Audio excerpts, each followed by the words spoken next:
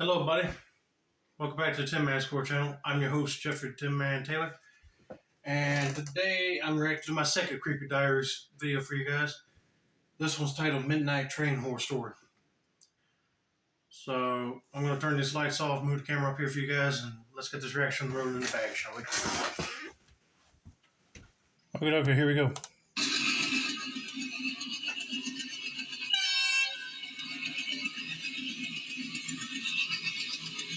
I was staring out into the night, the empty cabin filled with the repetitive clatter of the train wheels against the tracks. There was only me on the late-night train, as shown by the clock over the door, which read 12:05. The conductor was the only other person there. His footsteps resounded down the little hallway as he stopped by from time to time to see how I was doing. In the oppressive heat of the summer night, I reclined in my seat, the worn leather clinging ever so slightly to my skin. I mean, hey, if you don't have nothing else to do on the train, you might as well just lie back in your seat and rest and take a nap before the conductor wakes you up saying you're almost at your stop. And I bet you it'd be probably a nice ride if you don't have that many folks on the train either. It'd be just you. So in other words, you don't have to listen to a noisy atmosphere in the train cars. As the train moved steadily along the empty tracks, the dull glow of the overhead lights created long shadows that danced menacingly around the walls. My stomach began to grow uneasy, and a shudder went down my spine. The normal sounds of the outside world vanished as the train car descended farther into the night, leaving an unsettling quiet that felt as though it was pressing in on me from all directions. I was put into a trance-like state by the train's hypnotic pace, and I was staring out the windows at the unapproachable blackness outside. I saw movement out of the corner of my eye, and then all of a sudden, panic rushed through me. With my heart racing, I gently turned to face the man that was standing at the far end of the hallway.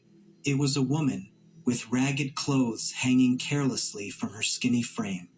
Okay, yep. That'd be like a sign of concern to yell for help from the conductor, because if he's the only one on that train, besides the conductor and the person driving the train, then who is this lady? But already off the bat, I can already say it's a ghost.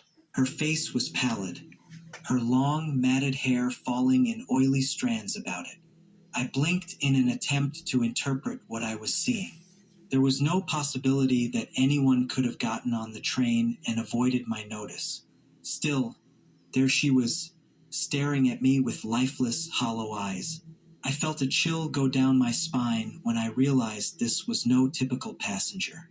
I was overcome with panic, but I forced myself to be composed. I needed a rational explanation because I was at a loss as to how to explain what I was witnessing. Maybe she was a vagabond, someone who had sneaked onto the train at a previous stop in hopes of finding a place to stay the night. I was thinking the same thing too at first, because sometimes people like to jump on trains without anybody noticing just to get to one place to another without paying for a ticket. But it would be creepy to find one of those people walking in your car while you're trying to rest and you didn't even know they're on board. It may be a homeless person that jumped on the train, but it may be a ghost of a woman that died. I'm still sticking with that idea. However, I had a gut feeling that something more darker was going on. The woman started walking slowly and deliberately in my direction. The shadows appeared to cling to her with every step, twisted and twisted around her like evil demons. Her bare feet thudding against the chilly metal floor was audible to me and grew louder by the second. I stumbled to my feet and retreated from the approaching figure, my heart pounding in my chest the entire time. Fear was getting a firmer hold on me and threatened to engulf me in its cold embrace. It became hard to breathe because of how heavy and thick the air became. The train screamed loudly, the brakes screaming in protest as the vehicle came to a startling halt just as the woman was about to hit me. I staggered and collapsed back into the seat, causing the overhead lights to flicker and then go out, leaving the cabin completely dark.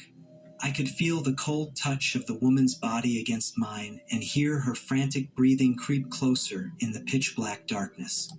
Okay, I wouldn't be sitting there any longer. I'll be jumping up and probably push that person over to the side and be like, "Get away from me!" and run to the next car to find a conductor about this person.